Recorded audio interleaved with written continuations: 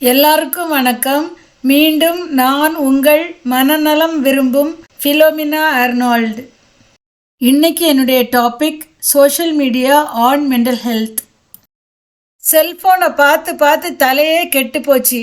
அது பார்க்காம இருக்கவும் முடியலை, அது இல்லாமல் வாழவும் முடியலை. எங்கே பார்த்தாலும் எல்லாருக்கு கையிலையும் செல்ஃபோன் தான் இருக்குது. இதை விட்டு வெளியே வரணும்னா என்ன தான் பண்ணுறது அப்படின்னு கேட்குறீங்களா? இதோ இந்த வீடியோ உங்களுக்காக.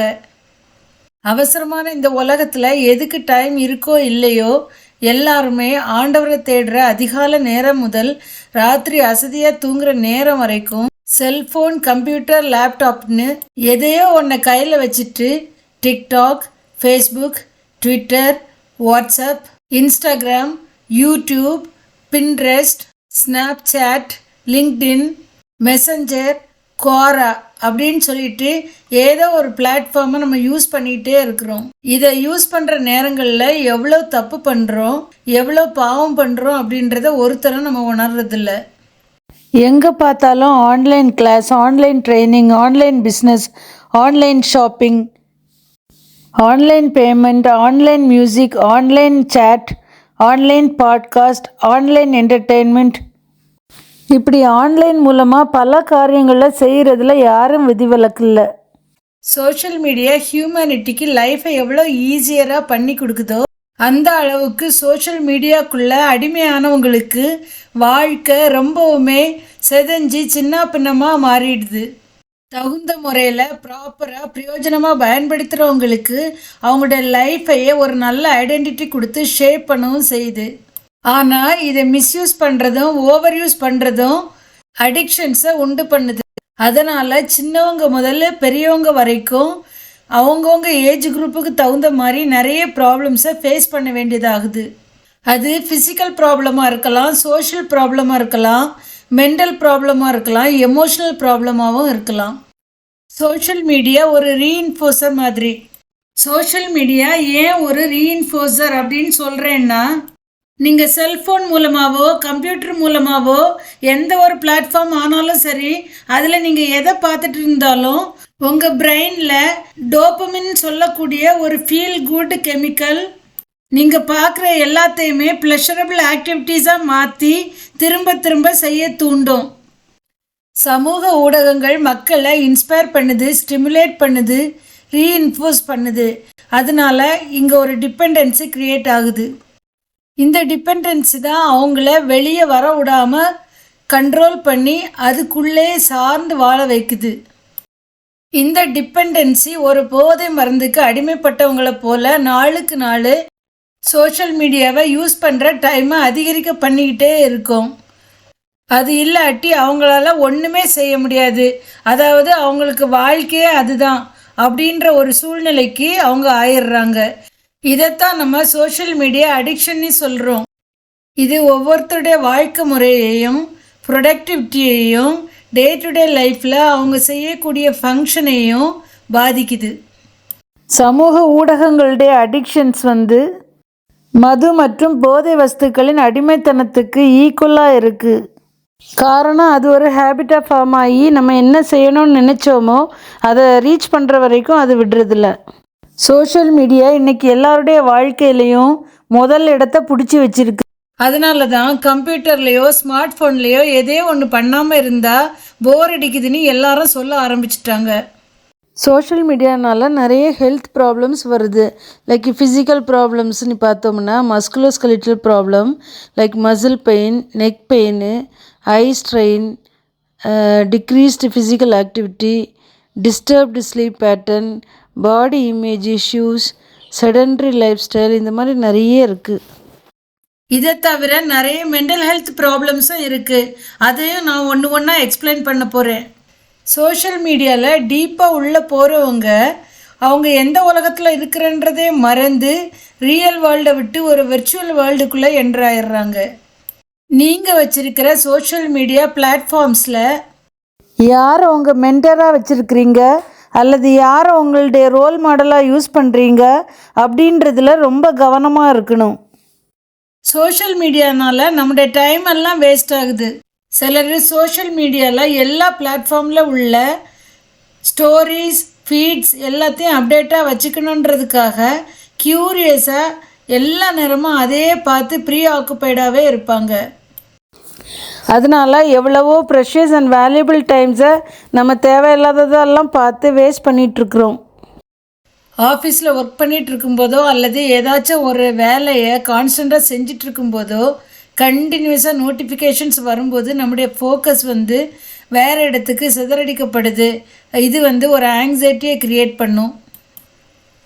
சிலர் சோஷியல் மீடியாவில் இன்வால்வ் ஆகி ஃபுல்லாக ப்ரீ ஆக்குப்பைடாக இருக்கிறதுனால நிறைய நேரங்களில் தான் செய்ய வேண்டிய கடமைகளை இம்பார்ட்டண்ட் ஈவெண்ட்டை செய்ய மறந்துடுறாங்க. இந்த மிஸ் பண்ணுற இந்த ஒரு ஹேபிட்டு அவங்களுக்கு பின்னால் ஆங்ஸைட்டியை உருவாக்குறதா இருக்குது. சில நேரங்களில் தேவையில்லாத பிரயோஜனமற்ற சில மெசேஜஸ் ஜங்க் மாதிரி குவியும்.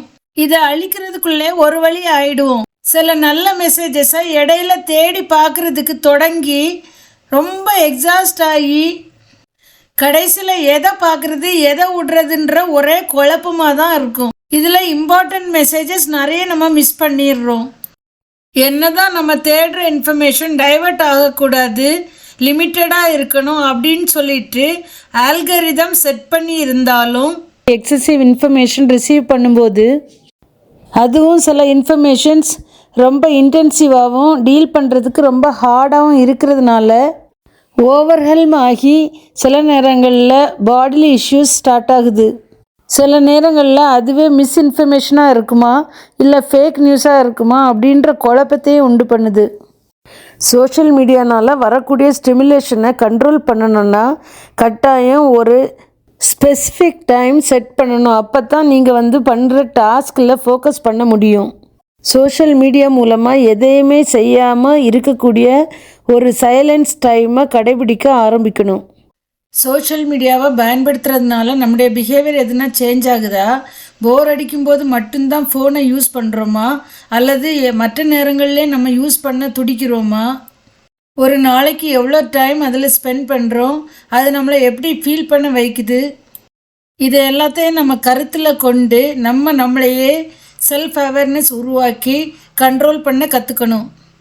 சோஷியல் மீடியா மென்டல் ஹெல்த்தை அதிகமாக பாதிக்குது.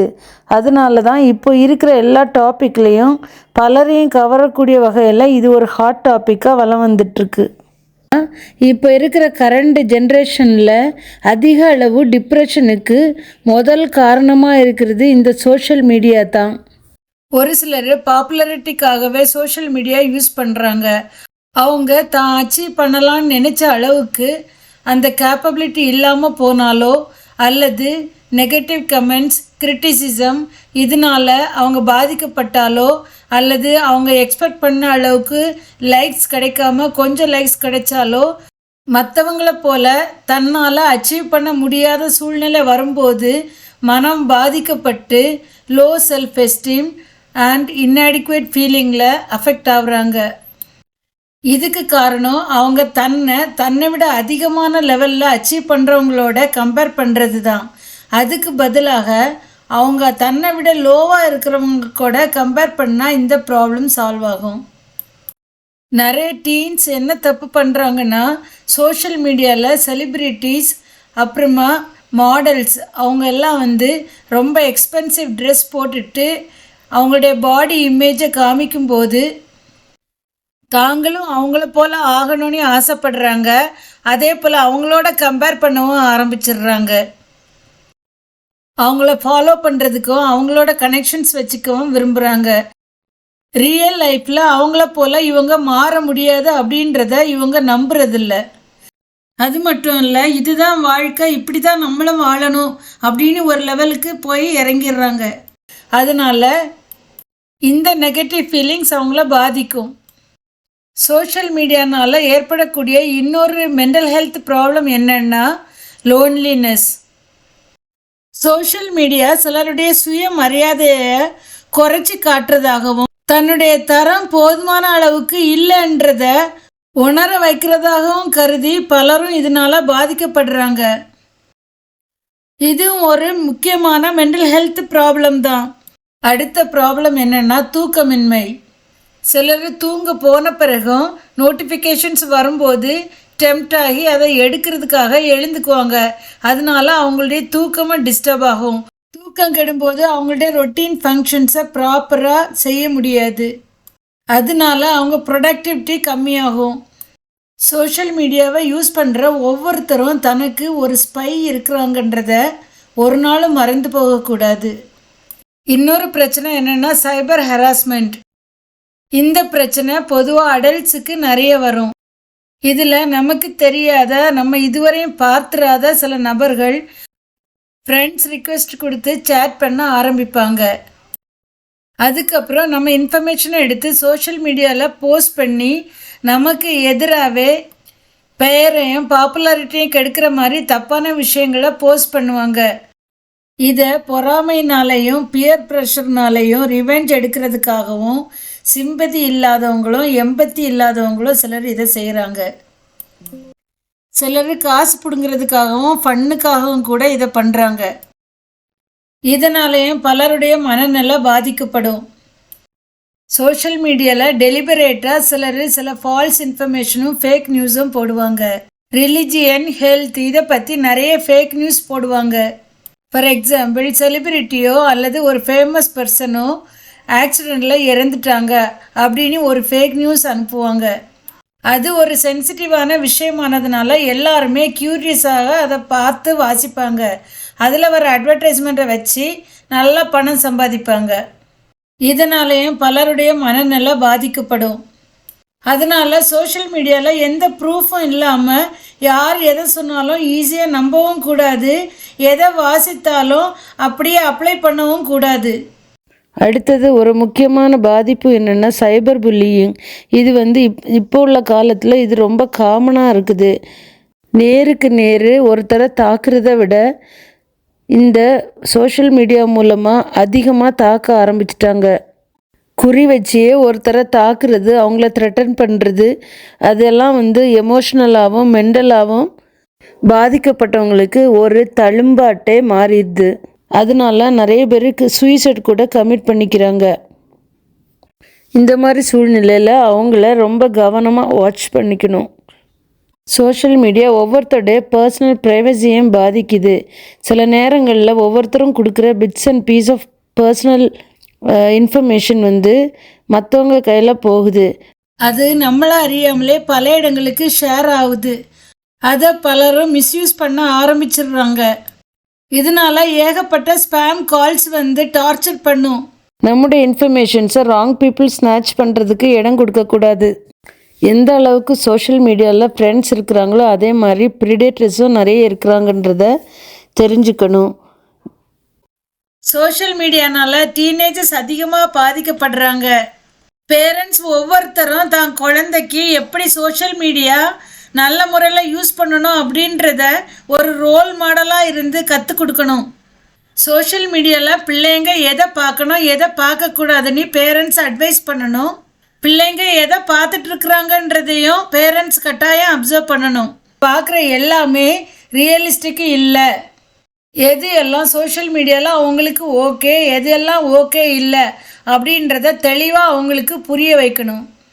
ஸ்கேம் மூலமாக நிறைய பேர் ஈஸியாக எப்படி பணம் சம்பாதிக்கிறது, எப்படி நிலத்தை வாங்குறது, எப்படி பெரிய அளவில் நகையை வாங்குறது அப்படின்னு பல பொய்களை சொல்லி எல்லாரையும் ஏமாத்துறாங்க. இதையெல்லாம் நம்பக்கூடாதுன்னு உங்கள் பிள்ளைங்களுக்கு சொல்லி கொடுங்க. நிறைய ஃப்ராட் கம்பெனிஸ் வேலையை காட்டி, கோர்சஸை காட்டி, அட்வர்டைஸ்மெண்ட் மூலம் யூத்ஸை ஏமாத்துறாங்க. நிறைய சம்பளம் கிடைக்கும்னு சொல்லி ஏமாந்துடாதீங்க. லெஜிட்டிமேட்டாக இருக்கக்கூடிய சின்ன கம்பெனி ஆனாலும் பரவாயில்ல, கஷ்டப்பட்டு உண்மையாக உழைக்கிற பணம் தான் நிலைநிற்கும்னு சொல்லி கொடுக்கணும்.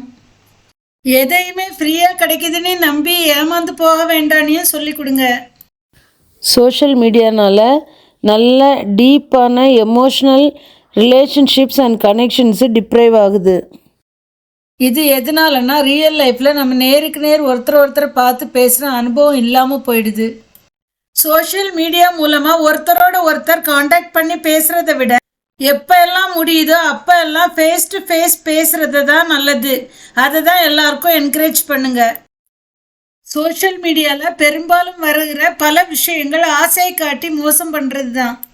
Most of the scams and spams சீட்டிங்காக தான் இருக்கும். அதனால நம்பிக்கிட்டு எடுத்த உடனே எல்லா இன்ஃபர்மேஷனையும் கொடுக்க ஆரம்பிச்சிடாதீங்க. அனுபவமிக்க பெரியவங்கள்ட்ட விசாரித்து செயல்படணும். எப்போவுமே சோஷியல் மீடியாவில் மூழ்கி இருக்காமல் அப்பப்போ பிரேக் எடுத்துக்கிட்டால் உங்களுடைய கண் பிரச்சனைகள் எல்லாத்தையும் கொஞ்சம் தவிர்க்கலாம். எப்போல்லாம் செல்ஃபோனை கம்ப்யூட்டரை நோண்டுறதுக்கு தோணுதோ அப்போ எல்லாம் கொஞ்சம் கொஞ்சமாக டிலே பண்ணுறதுக்கு முயற்சி செய்யுங்க. அது அப்படியே நாள் போக போக கொஞ்சம் கொஞ்சமாக அவாய்ட் ஆகும். சோஷியல் மீடியா மூலமாக நிறைய கிரேட் புக்ஸ் ரீட் பண்ணுங்கள். நிறைய புது புது லாங்குவேஜஸும் கற்றுக்கோங்க.